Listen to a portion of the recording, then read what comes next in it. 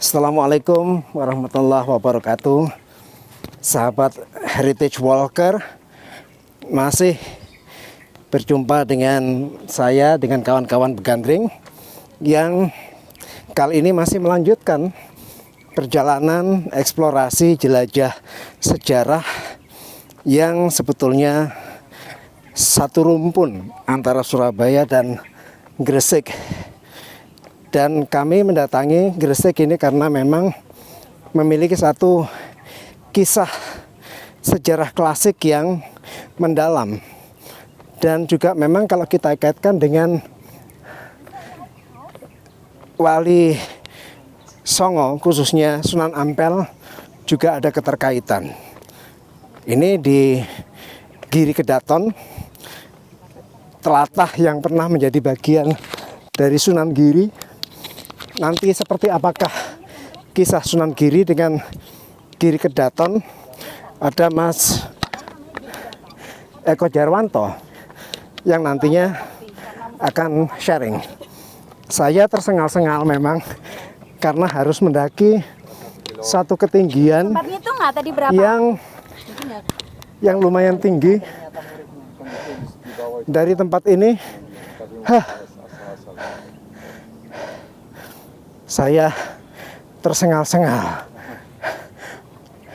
Kita bisa melihat satu dataran rendah termasuk garis pantai, satu teluk, kawasan pelabuhan yang menjadi satu bentuk peradaban kehidupan orang-orang Gresik dulu. Dan saat ini berapa tangganya? Saya nggak sempat ngitung, saya nggak sempat membayangkan seperti apa. Hanya membayangkan apakah Neng Lita kuat naik di sini. Jadi itu yang sebenarnya tangga yang dari bawah sampai ke atas ini ngetes kita seberapa sehat kita sebenarnya. How healthy you are. Saya nggak capek, saya tidak terengah-engah, berarti boleh lah. Biasa kalau Heritage Walk jalannya 5 kilo boleh deh ikut. Oke. Ini sangat menantang dia. Akhirnya kita nyampe di Giri Kedaton, teman-teman. Menantang kita untuk apa? Eksplorasi yang luar biasa. Oh ya, ini Mas Emil nemu sesuatu. Ini seperti kala ya? Iya, aksar apa? Yang dasi ya. Ya toh. Ada sesuatu di iya. atas sini. Iya, Mas Eko. Apa nama itu? Makara, iya. Bukan maskara. Maskara. Iya. Makara atau ya toh? Di pintu kiri kanan. Penjaga ini kan? Mestinya ada ya, mestinya ada sana. Penjaga biasanya. Ini baru mungkin. Kayak tapi ini ada gambar juga ada, di ya. sampingnya.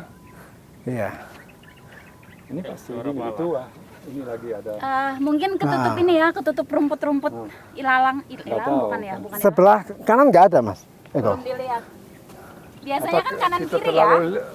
Punya fantasi, Tapi bentuknya kan seperti kepala ini. Di sini tidak terlihat ada sih, atau mungkin sebenarnya ada dulu, kemudian hilang. Nah ini ada. Oh iya ini.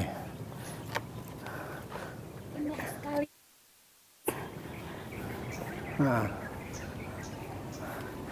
Nah, ayo kita menapakkan kaki beda, kita ini hingga masih pada agak, satu agak dataran gini. Jadi ini mungkin yang tinggi, asli, di mana terus area ini udah mungkin rusak parah, Giri jadi Kedaton di apa ini namanya ada. direnov. Udah beda sekali. Sahabat, ini masih ada lekukannya dikit, sisa-sisa tempo dulu.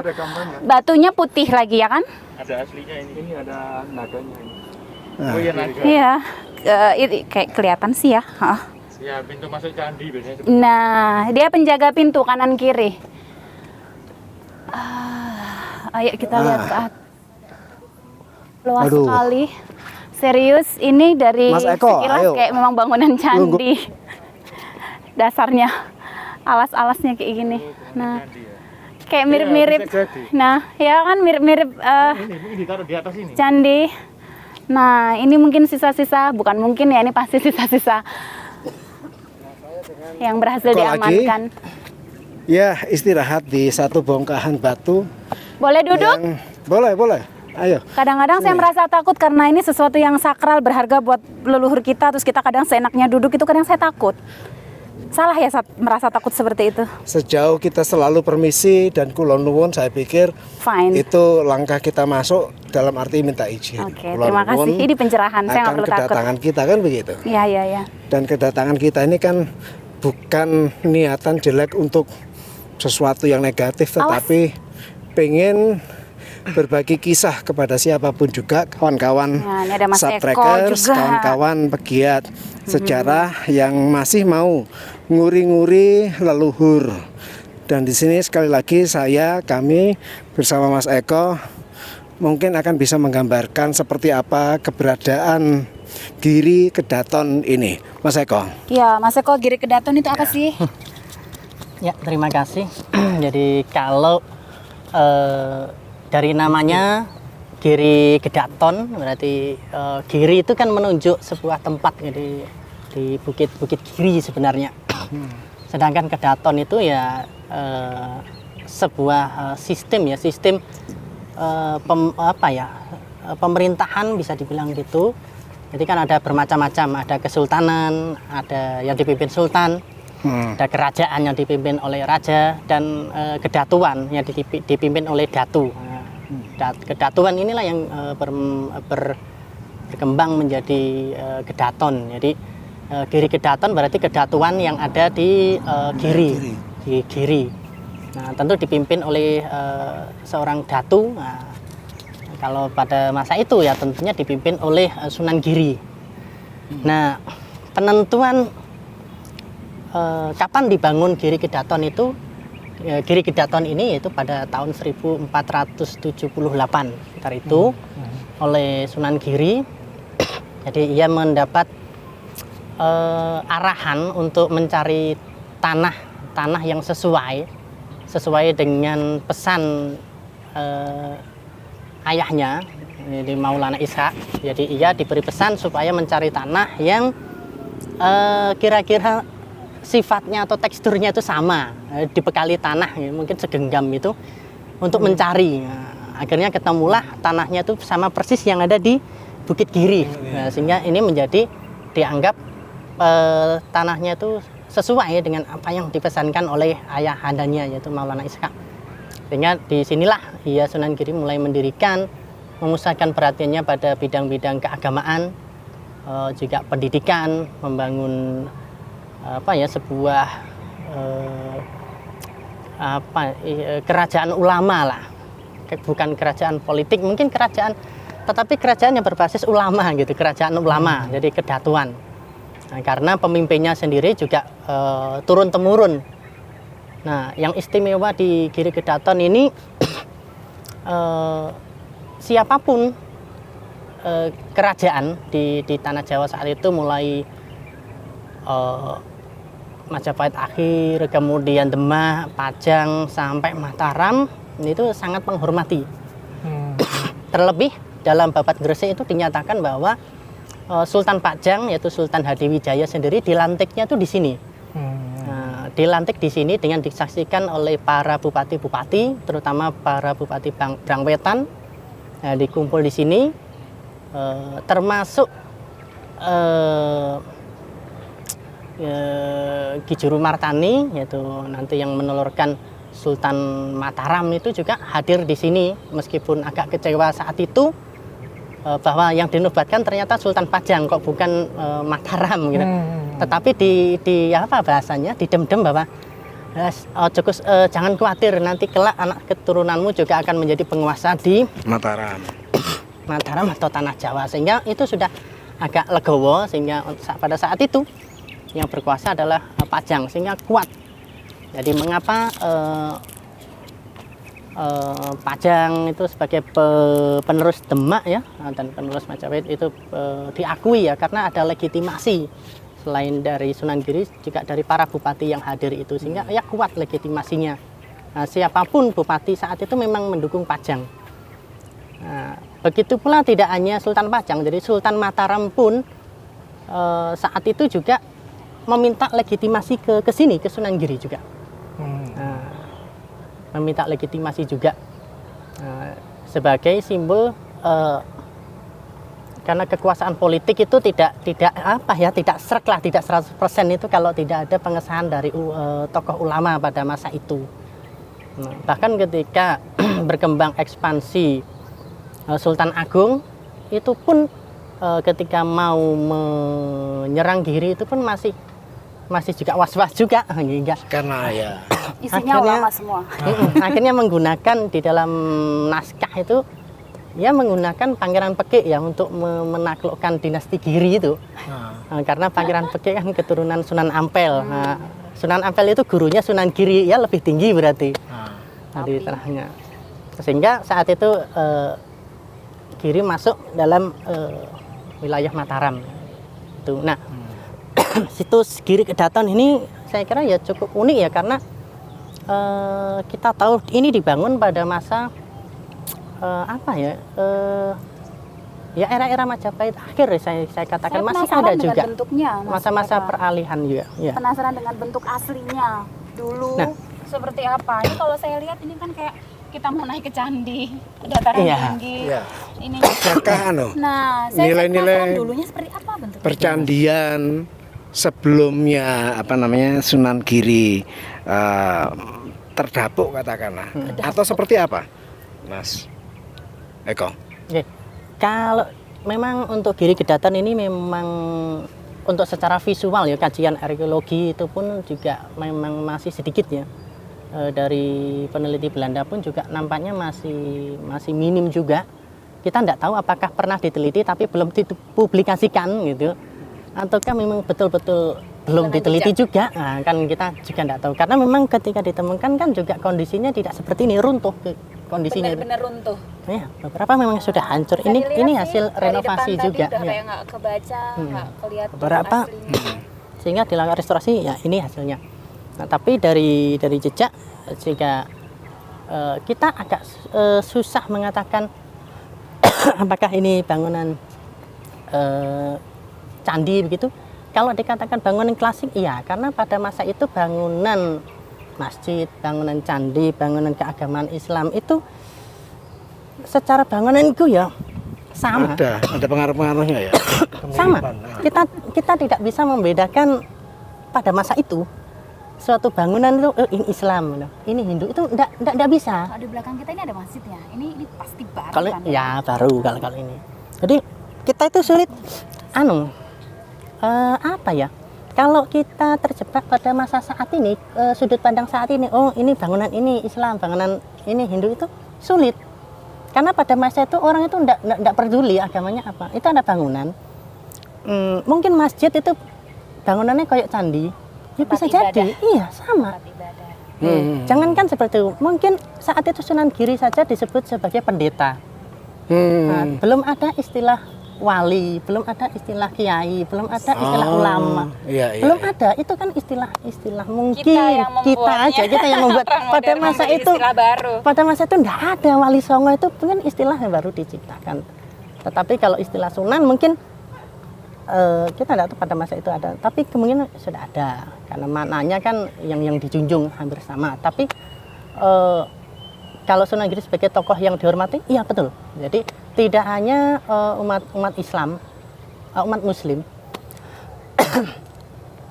mulai tokoh Hindu pun mereka menyebutnya juga umat Islam sendiri juga menyebutnya pendeta. Orang Belanda pun ketika bertemu ketika Jacob van Nix kalau tidak salah ketika ke Pelabuhan Gresik, ia sempat mendengar bahwa di Giri itu memang ada saat itu posisinya sudah Sunan Giri ketika Prapen, Sunan Prapen usia sudah 100 tahun. Dan ia mendengar bahwa Sunan Giri memang saat itu sudah sangat berpengaruh. Bahkan Sunan Giri dijuluki paus juga sama. Begitu tersohornya di ibaratnya Sunan Giri tidak hanya milik atau dihormati orang Islam saja, tetapi juga umat Hindu juga. Karena di laporan-laporan Belanda pada masa itu di Gresik memang ada Sunan, tetapi berapa komunitas Muslim tidak begitu banyak juga. Ini yang mungkin belum dikaji juga. Iya. Mas Emil, kalau kita menyimak keterangannya Mas Eko bahwa tempat ibadah kala itu kadang masih belum berorientasikan pada arsitektur, katakanlah Muslim, Hindu atau yang lain-lain di era itu, menurut Mas Eko, itu masih belum teridentifikasikan bahwa Islam itu seperti ini bentuknya, Hindu seperti itu bentuknya, dan bahkan penamaan tokoh agama pun Sunan Giri juga pernah disebut sebagai pendeta. Orang sekarang mengatakan pendeta itu identik dengan Hindu, kan gitu. Berarti orang dulu mengatakan dia seorang tokoh agama, bisa jadi masih belum ada pengkayaan istilah kosakata. Jadi kiai mungkin belum ada. Ada cuma satu kata, yaitu pendeta, meskipun dia ini Muslim, meskipun dia ini Hindu dan seterusnya. Secara fisik pada akhirnya sesuai dengan Mas Eko, bentuknya ya hampir dibilang sama, tapi itu adalah Islam, tapi itu adalah Hindu dan seterusnya. Apakah itu juga sesuatu yang misalkan ketika dalam literasi Belanda mengatakan masjid itu juga tempel? Kan ada ngomong tempel kan? Karena yang kurang paham gitu. Nah, Bukan dari bentuk, tapi memang karena yang lain dari Kristen ya itu disebut, maksudnya kalau tempat sembahyang namanya cuma tempel. Belum pernah ada kata lain masuk di bahasanya. Belum pernah Bukan ada. berarti ini mirip seperti tempel. Tempel itu kan tempat untuk ibadah. Ya. Agama apapun gitu. Agama maksudnya apapun, gitu. sama.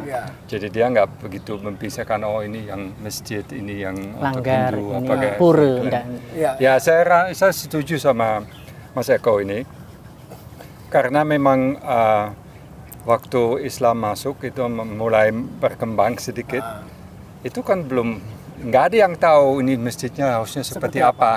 Karena memang, jadi dia ambil yang sudah ada, ya ini tempat sembahyang yang ada, yaitu yang sudah dipakai sebelumnya, dan itu memang ada yang Hindu, ada agama. Pokoknya itu aja bentuknya, ya itu arsitek yang bisa bangun bangunannya, yang tahunya ya seperti itu. Makanya awal-awal ya mirip semua.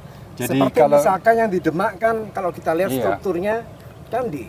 dan kita tahu dari beberapa sumber sejarah, itu Demak ya maksudnya, yang bangun itu tukang-tukang kayu itu orang Tionghoa. Karena banyak kapal untuk bikin kapal-kapal itu biasanya yang ada komunitas-komunitas Tionghoa yang bangun. Nah, mereka yang pintar untuk main desain dan struktur apa nama itu yang di dalam tajuk di masjid di atas Sokoguru itu. Meru. Yang macam Meru itu, ada namanya, aku lupa namanya. Itu kan mirip sekali sama struktur-struktur di kelenteng-kelenteng Cina itu. Makanya jadi pembawaan ada apa adanya ya itu dipakai gitu. Cuman itu berkembang, zaman ke zaman itu berkembang gitu. itu yang Jadi jangan yang harus kok ini harusnya kan udah Sunan, ini udah Islam, kok ini masih ada Makara kayak gitu. Ya memang karena itu udah biasa, itu mungkin simbol power, kekuatan, kekuasaan kayak gitu. Itu tetap dipakai karena memang ini seterusnya. Jadi tidak pernah tahu, maksudnya itu masih teori semua, tapi kayak tidak pernah ada bukti bahwa ada tentara yang bawa agama Islam masuk, yang kejar semua lain dan membangunkan pemerintah dari nol dengan sesuatu. Itu nggak ada. Jadi ini transisi itu sangat pelan-pelan, dan koeksistensi itu kayaknya lama sekali. Itu pun Majapahit udah hilang, koeksistensi tetap ada, dan masih perubahan zaman masih ada. Dan yang bagus ini menurut saya, dan ini balik lagi, zaman Majapahit kan orang dari luar Jawa yang boleh masuk kan dikontrol sama kerajaan, maksudnya yang boleh masuk untuk berdagang, tapi pelabuhan kan semua di bawah penguasa Majapahit kan gitu. Nah, setelah itu selesai, setiap pelabuhan punya wewenang sendiri. Datang jauh lebih banyak dari luar, datang orang dari India, datang dari Surabaya, dari Gresik, ada sama Banda, Pulau Banda, itu kan masuk ke sini dari Sulawesi, Makassar, Bone, dari Cina, dari Champa, dari ini semua masuk, dan kayaknya sangat lebih luas dengan sebelumnya. Jadi yang masuk pengaruh waktu itu masuk ke pelabuhan-pelabuhan di Jawa Utara itu banyak sekali. kecuali orang Barat. Nah itu cuma Portugis masuk sedikit, tapi dia tidak begitu banyak pengaruh di daerah Indonesia ya. Dia lebih ke India sama ke Cina gitu.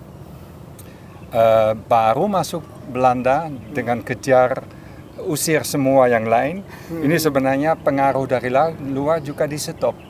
Nah, di stop dengan dikontrol semua oleh Belanda. Pelabuhannya dikontrol, siapa yang boleh masuk, siapa enggak gitu, untuk berdagang kan gitu. Makanya saya selalu bilang dari selesai Majapahit sampai Belanda mengambil kontrol itu juga 100 tahun proses itu ya. Itu sangat luar biasa waktu itu, karena itu percampuran banyak pendatang itu kayak pelabuhan bebas, siapa aja di Banten, di Cirebon, di sampai Lasem, sampai Tuban, sampai Jepara, sampai Demak itu semua masuk. Asal berdagang silakan, ngikut peraturan adipati setempat, perintah dikasih tempat untuk tinggal, boleh berdagang, sudah siapa aja boleh masuk gitu. Nah itu tercampur semua itu. Nah itu sebenarnya sangat menarik kalau cuma teori ya, tapi kalau kita lihat dengan logika iya. Dan itu memang Hindu, Islam semua tetap tercampur itu. Makanya ada masjid kok ada gapura Hindu. Kalau kita lihat dengan mata sekarang ya gitu. Terus ada pokoknya banyak macam-macam lah kayak gitu ya. Apakah waktu itu seperti itu karena lebih dominan ekonominya, jadi itu perdagangannya lebih dominan daripada sisi penyebaran agama? Ya alasan kenapa untuk kota-kota pesisir, penguasa di kota pesisir sangat menarik untuk ngikut ke zaman itu dan ngikut agama baru, mending dia terima dengan tangan terbuka, karena dia bisa lepas dari kontrol Majapahit dan dia sendiri bisa pilih mau berdagang sama siapa. Jadi tiba-tiba ekonominya naik gitu. Naik karena banyak kesan, dia nggak usah kasih pajak ke pusat lagi, itu pertama. Terus kedua, dia bisa pilih siapa saja yang boleh masuk, padahal sebelumnya dikontrol sama Majapahit kan. Siapa yang boleh berdagang, nanti harus kirim utusan dulu, terus apa-apa kayak gitu kan, semua diatur kan gitu. Makanya sangat menarik untuk waktu Majapahit mulai tidak begitu kuat, ada kesempatan untuk yang berkuasa di kota pelabuhan di pesisir itu. Seperti muncul raja-raja kecil. Nah, dan selama 200 tahun dia bisa cukup mandiri itu. Selama tidak ada yang ambil kontrol selama 200 tahun itu. Kita kan tahu dari catatan VOC, kan kapal pertama masuk Gresik itu 1596, Dahoutman sama 1 tahun kemudian siapa? Jacob van Heemskerk gitu ya. Jacob van Heemskerk. Nah, terus itu cuma Gresik, Surabaya belum. Baru tahun Brouwer kalau nggak salah, 1602. Nah, itu yang masuk. Dan dia udah lapor di sini sudah dijual rempah-rempah udah dijual. Ada kapal-kapal Inggris yang beli di situ. Ada kapal Portugis yang masih berdagang. Jadi semua ada di situ. Di Surabaya pun berarti juga ada pelabuhan, ada perdagangan gitu, yang jual beli rempah-rempah gitu. Nah itu mulai Belanda awal dia langsung bilang karena Inggris sama Portugis kan saingan dia kan gitu, saingan untuk pasar Eropa, makanya langsung diusir, langsung dibikin kontrak sama penguasa di Surabaya itu. Mungkin di Gresik dia kurang kuat, tapi di Surabaya dia berhasil gitu. Alasannya ya caranya nggak tahu, pokoknya mungkin untuk yang Surabaya ada lebihnya juga ya, kadang ada sesuatu dari penguasa setempat pokoknya terhadap kedatangan waktu itu. Tapi membuktikan bahwa memang dia bisa berdagang dengan siapapun gitu. Dan itu kesempatan untuk maju untuk penguasa-penguasa, karena dulu uangnya yang dia dapat semua dibawa ke pusat. Sekarang dia bisa sendiri jadi raja sendiri gitu. Gitu. Jadi ekonominya langsung. Makanya. Trade itu yang paling penting, pedagang itu waktu itu. Yang itu yang menjalankan semua di situ. Roda ekonomi nomor satu ya. Jadi kayak agama itu mengikutin. Itu gayanya awalnya memang agama, karena dia bisa lepas dari kaitan-kaitan yang sebelumnya. Dia pilih karena Islam juga egaliter. Ya, Kalau ya. Hindu kan sangat Ada kastanya. ada kasta-kasta, Ya. ada harus bertunduk apa kayak gitu banyak. Nah, Islam jadi menarik, egaliter, Ya. semua orang sama. Jadi dia orang bawah kok bisa jadi raja gitu. Ya. Tanpa merasa itu nggak boleh dari Tuhan apa-apa kayak gitu. Ya. Itu pengaruh besar sekali untuk yang rakyat jelata, karena melihat Islam ya benar tidak ada kasta, tapi kalau untuk misalnya Hindu yang kastanya tinggi kan ya kayak nggak Jealous. terima, iya seperti Jealous itu. ya? Tapi itu akan lebih terasa banget untuk yang di bawah, karena aku ini orang biasa, jadi bisalah jadi Ya. mungkin pemimpin, berdagang dengan siapa saja. Kita tahu juga dari Majapahit kan orang berdagang itu tidak dianggap bagus di dunia Majapahit itu tuh. Paling Jadi nggak yang kesatria bangsawan nggak mau tahu tentang beli jual barang apa itu kayak udah deh kayak kurang status gitu loh. Tangan ya. kasar. Tangan kasar. Hmm. Nah kalau di pelabuhan pesisir itu dengan pedagang bisa jadi orang kaya gitu, ada kesempatan. Itu udah perubahan total dalam struktur masyarakat. Ya. Dan mungkin kali lagi yang jadi ketika mungkin belum ada kajian juga ya, mungkin ketika masa Majapahit gitu ya, ketika masa Majapahit taruhlah di Jawa Timur, kita harus membayangkan bahwa tingkat keimanan masyarakat itu tidak sama. Dalam arti? Ketika masa Majapahit yang paling beriman itu di Kota Raja. Kalau di pesisir, saya nggak yakin tuh imannya kuat. Sesuai dengan keyakinan Cuma ngikut perintah individu. udah. Iya. Maksudnya begini, kalau Islam itu datang di pesisir, ya mudah gitu. Level keimanan itu berbeda. Nah, ketika kita menembus seka-seka sosial keyakinan masyarakat itu ya. Menarik sekali nih. Nah, kita menganggapnya ketika Majapahit seluruh Jawa Timur taat gitu, keimanan Hindu atau mungkin Hindu kita 100%, enggak juga. Pusat keyakinan itu taat betul hanya pada level-level yang ada daerah prasasti-prasastinya saja. Nah, jumlah desa di Jawa Timur itu bisa 10.000, ratusan ribu. Berapa sih jumlah yang ada prasastinya? Nah, lebih dari 10%. Nah, 90% itu mungkin keimanannya masih ini tingkat keimanan kesetiaan mereka terhadap dewa mereka. Nah, rata-rata itu ada di pesisir. Mereka enggak peduli agamanya apa, yang penting saya bisa makan. Nah, hidup aman. Itu sama konsepnya. Ayo kita sambil jalan ke arah sana ya. Apa? Seperti kadang kita mikir, wah mereka dengan sadar pindah dari satu agama ke satu. Tidak juga ya. Atasannya bilang sekarang kita Islam, ya udah semua Islam pokoknya gitu.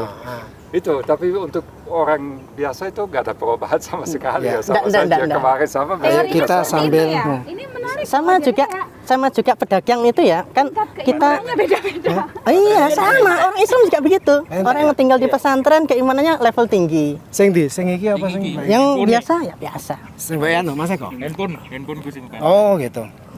Dan Atau ketika di Kilo saya kan? ada pedagang Belanda ke sini pertama kali itu para penduduk pribumi justru untung. Kita ingat prinsip ekonomi, semakin banyak pembeli datang, semakin kaya kita. Iya. Nah, justru kalau tidak ada yang nawar, kita miskin. Nah, kita bagaimana sesama pedagang itu menarik pembeli sebanyak mungkin. Ayo dari Belanda, dari Inggris, dari pribumi, dari Makassar, dari Bugis, belilah ke saya. Sama beli ke saya. Nah, masalahnya semua kabupaten bupati itu juga saingan. Kari pirang strip. Mereka tidak kerjasama juga antar pelabuhan juga saingan. Gresik dengan Surabaya, jangan beli di sana, beli di sini. Dia bersaing untuk dapat barang, misalnya Iya. di Pala, biar dibawa ke tempat sini, dan bersaing untuk menarik pembeli. Tapi kadang makanya membayar kontrak sama Belanda karena dia ada untung dari sini untuk mengerti kesempatan ke Gresik gitu, kayak gitu bisa jadi. Mencari pembeli. Trade ya, fokusnya trading. Ya, sahabat pusaka, sahabat heritage walker, ternyata ya sesuatu positif bisa kita pelajari di tempat ini yang juga dipercaya sebagai pondok pesantren kala itu.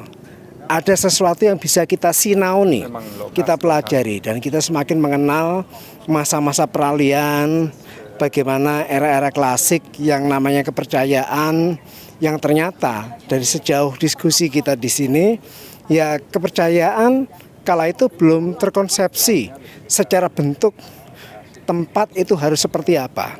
Tetapi keyakinan pada Sang Yang Maha Esa itu sudah ada. Sehingga hingga sampai kemudian makam para wali ada percampuran-percampuran antara seperti apa Hindu, seperti apa kemudian Islam, dan seterusnya. Mudah-mudahan dengan eksplorasi kita di Giri Kedaton ini akan nilai-nilai alkulturasi, nilai-nilai kebercampuran kala itu yang memang kalau kita lihat dalam konsep pemikiran kita sudah mulai mensekat-sekat bagaimana warna dari agama A, bagaimana warna dari agama B, C, dan seterusnya. Tapi kalau kita flashback ke belakang, mungkin warna itu belum teridentifikasi satu persatu, hanya satu warna saja. Tapi keyakinan ini yang membedakan siapakah mereka dari sisi sifat-sifat agama.